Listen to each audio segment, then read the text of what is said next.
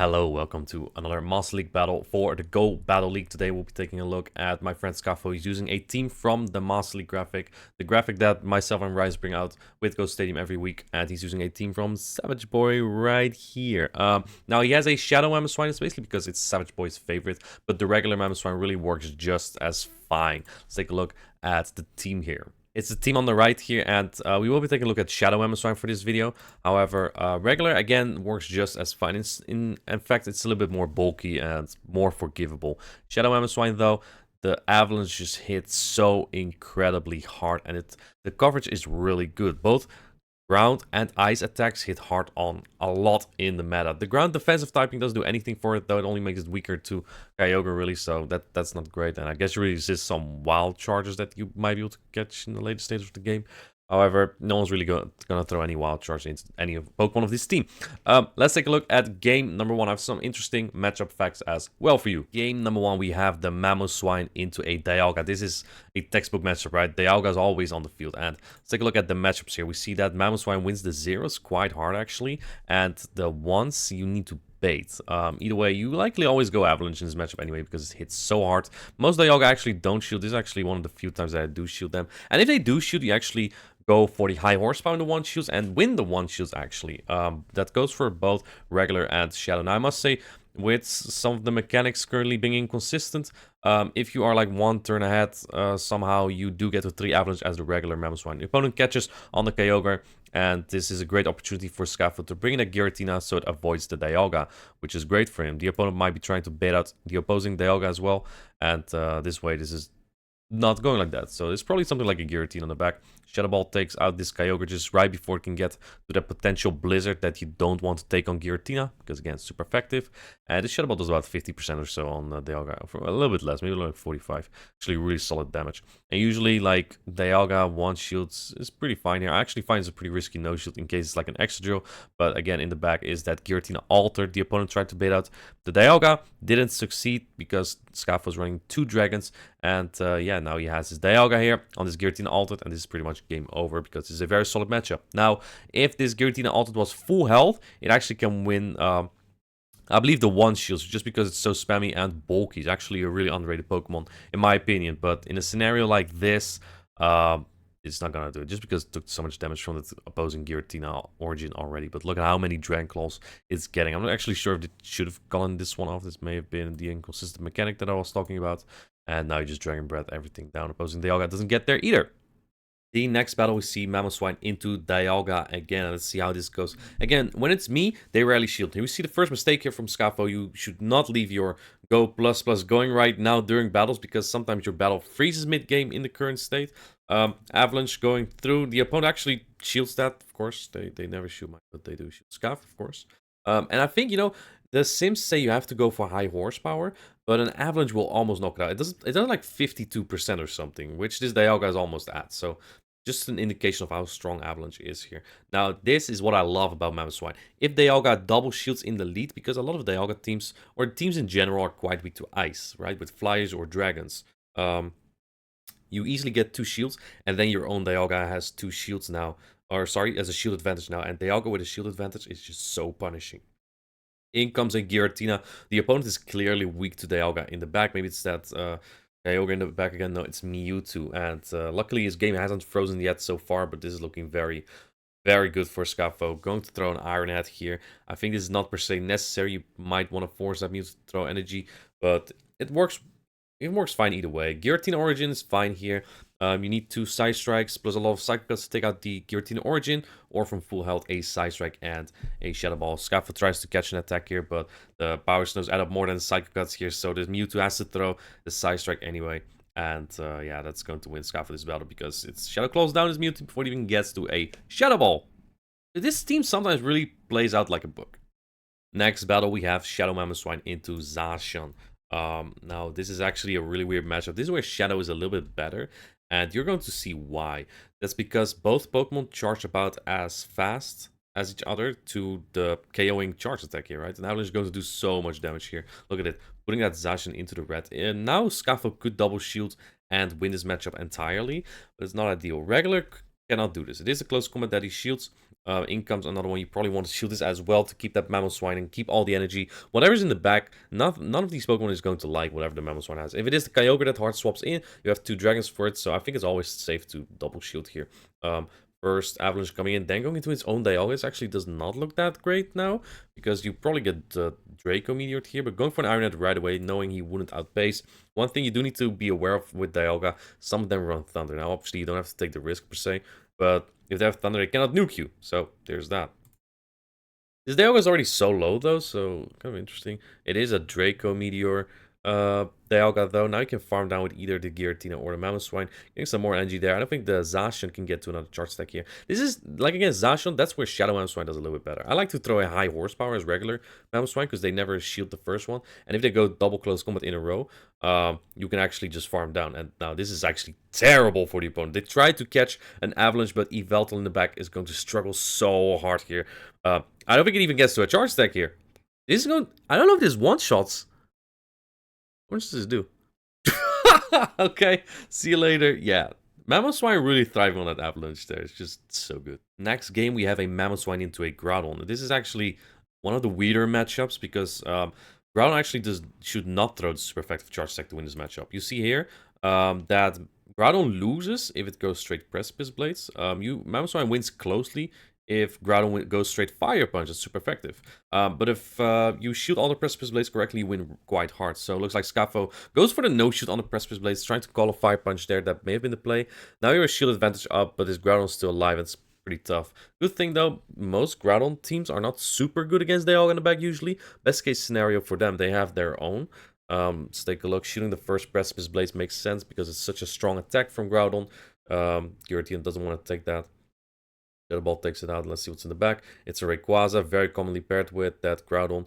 And saving a Breaking Swipe, then going into that Zacian. This is actually a really smart play by the opponent because with those Dragon Tails, it basically pushes Scafo's Dialga into close combat range. So Scafo's going to go for that Iron Head right here. Does the opponent shield? They don't shield, but they will get to close combats before Scafo gets can Dragon Breath down. Gonna no-shoot this. This does KO, and that's why that Rayquaza play was so smart. Now, a lot of Zacian don't run Play Rough here, but his opponent did it. They didn't run Play Rough. Oh my goodness, that's such a terrible shield on Scafo's side, unfortunately. Yeah, a lot of them run Wild Charge. Play Rough, I think is the most common moveset, but I've also seen way more close combat Wild Charge sets nowadays. I don't know. Now you have to get to another Shadow Ball. I think you get the... No, you don't get a Charge Stack priority. Does this KO? You've been single debuff there, but Rayquaza is pretty fragile. Doesn't KO, and Scafo loses this battle. That's unfortunate. Rayquaza on the back is a little bit iffy there. Especially on Giratina. Game number 5, we have the same lead. This time a non-shiny Groudon. Mamoswine into Groudon here. Again, you need to land the Precipice Blades as the Groudon to win. There's actually a Dragon Tail Groudon, which plays a little bit different here. And you actually don't see that moveset at all anymore, especially since the Precipice Blade buff. I have a feeling that this Groudon might be able to farm down this complete Mamoswine, which is pretty nasty. This is a Fire Punch. It looks like Scafo does want to shield that. Going for another Avalanche. Just trying to take shields down. That's basically the purpose of Mamoswine. Always get shields down. Try to sweep with that Dialga. Goes in with the Dialga, actually, into this Groudon. It's less threatening. It's way slower when it runs Dragon Tail as the fast attack. Going to shield a Fire Punch, unfortunately, and then Xerneas comes in. And again, with those Dragon Tails, you're basically you already dropped in HP, right? So the close combat gets closer to KOing there. And since Geomancy is not resisted like Quick Attack is, it actually adds up as well. So Xerneas is really adding up in damage here, which really sucks for Scafo at this point. And actually doesn't KO barely. This is even worse. It's even worse. They may have undercharged it. Going in with that Mamoswine, go to take another close combat here. And if the Xerneas doesn't get to a Moonblast, you might be okay here, but it really depends on what's in the back. Xerneas is a little bit troublesome for this team as well, just like Zacian. In comes opposing Giratina, and Shadow Ball coming in, but this doesn't one-shot. This does not one-shot, so... And there's also a few Dragon Tails left on the Groudon, right? So this gets really, really close. You're a little bit lower HP than this Giratina, opposing Giratina was, so you might get clawed down as well. In comes Groudon, and unfortunately get farmed down here. Dragon Tail Groudon is tough there. It makes sense with all the Rayquaza around. In the next battle, we see Scafo get an incredible lead with the Rayquaza. Now, one thing you need to keep in mind, if you get a Rayquaza, Dragonite, Giratina, or Zekrom lead or something like that, you have another answer for it. So that's why Scafo is not really inclined to switch out here. Giratina actually has an okay matchup here because, you know, Shadow Claws are super effective, and they all got the charms from regular Gardevoir don't really add up at all. Let's see, another Avalanche coming in. But he's decided to stay in just because he wants either shields down so the Rayquaza doesn't even do that well against the Giratina, or he just wants to align his Dialga on it. Another Avalanche coming in on the Zernish. And again, these are things regular Mamoswine can do as well. Look at how much damage that does. Incredible. And now you can probably align your Giratina here. Giratina, again, takes super effective from Farrier, but it's very bulky. It doesn't even do that bad against Xerneas, especially in 2-shield scenario. In comes the Rayquaza. You now have Dialga on it. You probably get debuffed by Breaking Swipes, but I do love that Breaking Swipe is the attack that Rayquaza needed to become viable for Moss League. I'm actually pretty happy about that. But anyway, Dialga is still really good in Moss League too, and really good against Rayquaza as well. Really good against Rayquaza as well. The opponent uses shield. It doesn't matter though. You cannot farm this down as the Rayquaza. But it looks like Scafo actually shields. I'm actually surprised with that. I'm pretty sure you could farm this down with the Giratina. Ooh. He wants to give that Xerneas last farm. Interesting play from Scafo. May not have been super necessary, but a Moonblast is a one-shot. The Giratina anyway, so this is looking like a pretty clean win for Scafo. Leading into a Dragon is very hard to lose with this team. In the next battle, we see one of the hardest leads for Scafo here with the Mamoswine. I think regular is definitely much better against Ho-Oh here, because you get to those avalanches a little more comfortable taking that incinerate damage, but Dialga does not have a good time here. What you can also do as the Mamoswine is basically do 7 Power Stones, then throw your charge attack. Some Ho-Oh might shield because they're afraid of Stone Edge. You could also run it on this Mamoswine, by the way. I just like the high horsepower much more for good steel type coverage. In comes a Draco, and this is really a bait matchup. And it looks like the opponent does not shield, which is pretty big. But this is still terrible for Scafo. Your shield down now against opposing Dialga. This, I think, still has to be shielded by the opposing Dialga. Man, where do you eat the energy? It's looking terrible for Scafo at this point. Because you cannot eat energy on Giratina. You cannot eat Iron Heads on Mamoswine. Going into that Giratina here. Maybe the opponent has Thunder? Going to no-shoot it. Going to put it on the Mamoswine. It's an Iron Head only, though. Only an Iron Head. And this is another one. Do you live this? Then you could get to Shadow Ball. Maybe. Very maybe. Oh, he shields it, actually. Interesting play. And then going for the Shadow Ball. Now you have to get to the Avalanche to get rid of the Dialga, but let's see what's in the back. And if the opponent even shields this, of course. I think it's probably a Fairy. Oh, it's the opposing Giratina, but hold up. So again, this is also a matchup where regular Mamoswine does better because it's bulkier. And I'm afraid that the Shadow Mamoswine actually doesn't take the Shadow Ball that well. Let's see. Because those claws are adding up. Nah, I think Shadow Ball is going to take out this Mamoswine. This is where regular Mamoswine would have been slightly better. Takes it out. Now you need to get to a Shadow Ball here, but the opponent would even get to an Ominous Wind before that. So no way you could win that battle there. Yeah, that was just probably the hardest lead there is. Ho-Oh Double Dragon. Ho-Oh just kind of core breaks. If you're already weak to Ho-Oh lead and then swap in Dialga, it's just the worst. They could even throw Sacred Fire, debuff you, and swap. So next battle, we see a classic lead with the Mamoswine against, again, Dialga. We've seen this before. We know how this goes. Either Dialga goes 2 shields down or it loses. Let's see. Going for that Avalanche, not even building to the high horsepower, but this is such a respectable attack that, you know, it deals so much damage. And you see it puts the Dialga into the red immediately. You might want to try to catch us, Scalp here, but not catching. This Iron Head would have been cool. I sometimes try. If you fail, you get Draco though, so that's not cool. And Keo Farm is down. Oh, tries to. Oh, and he gets sniped! Oh, oh, that's horrible. KO comes in, takes out the Mamoswine with one single waterfall. All the energy gone. That's horrible for Scafo. But you do have alignment here, and it's very likely that whatever's in the back, probably weak to Dialga again. Opponent is shielding that. Probably try to get a Blizzard off, because Kyogre is so slow, you get to another Shadow Ball here. So I guess that works pretty fine. Doesn't KO, but at this point, if you're Scafo, you're probably thinking, oh, whatever's in the back, I could probably take it on. So you might just... Ooh, actually, oh, he does shield it. Maybe afraid of something like a drill or a fairy. And the opponent doesn't even get to a Blizzard. Interesting serve that they threw there, I guess. Does Dialga even get to a charge attack? There's still Dialga alive, but doesn't have a lot of HP. Might be able for catch. Oh, looks like the opponent tried to catch right there, unsuccessfully. Shadow Ball coming through, and now you still have a Dialga. This is very fine for Scafo. Shadow Ball coming through like that, through the shield, because the opponent tried to to call an ominous win, and it may have been that win con. Honestly, I don't think there was a win con anymore at that point. Next game has a pretty wild lead that we have here. We have the Rayquaza again, and look at what the opponent is going to swap in. It's a Mudslap Rhyperior, and this Pokemon now has Breaking Swipe. Breaking Swipe does not do a lot of damage, especially when it's not the same type attack bonus, but it does lower your defense, or sorry, your attack, and that means you hit less. He's overfarming a lot, so I'm actually almost starting to doubt that it's a Breaking Swipe, but it should be. Oh, it's a Rock Wrecker! Interesting. Maybe they're running Serve or Superpower. I would think Superpower then. Very interesting. This is so not a safe switch, though. Let's see what comes in. In comes Rayquaza again. Can you get to a Avalanche here? You do get to the Avalanche, which is huge. What do you have in the back if you bring this in? It does get shielded, but Rayquaza is half down. And in comes a Solgaleo. And this is no play against Giratina at all. I'm actually... Why did they not farm down with the Solgaleo there? Yeah, if you invest that much in a Pokemon like that, you would probably have to play it a little bit better.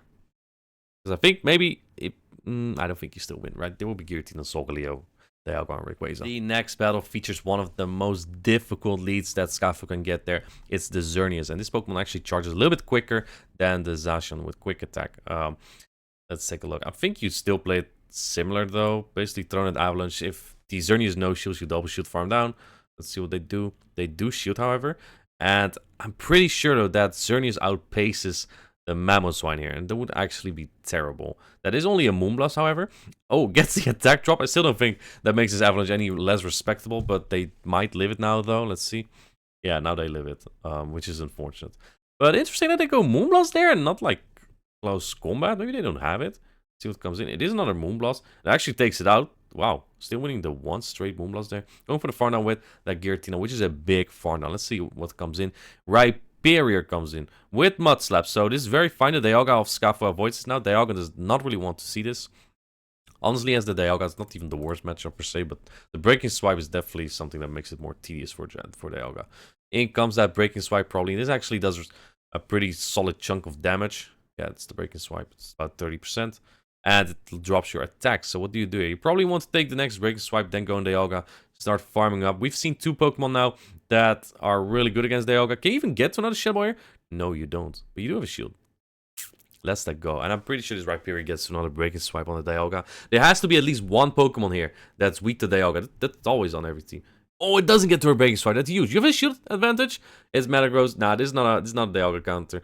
The opponent definitely tried to go for a Dialga counter. Or 3 Dialga counters, but Metagross is not one of them. This is actually really neutral since you're both dealing resistant damage on each other. You can actually play it a little bit different here. You probably want to like just keep Dragon Breathing until Metagross at 50%, and then you just throw Draco, and about that health it would knock out. But you know, I have a shield advantage here, so that works out as well. Well played, Scaffo. So those were the battles from Scaffo. He went 7-3 in 10 battles with this team. I think Mamoswine is by far the best non-legendary Pokemon to use in Master League. Definitely a Pokemon I enjoy using myself as well. And yeah, thank you, Scaffo, for submitting these battles. Again, check the graph. I'll put it again in the description if you want to look for some teams. And yeah, I hope to see you in the next video. Thank you. Bye.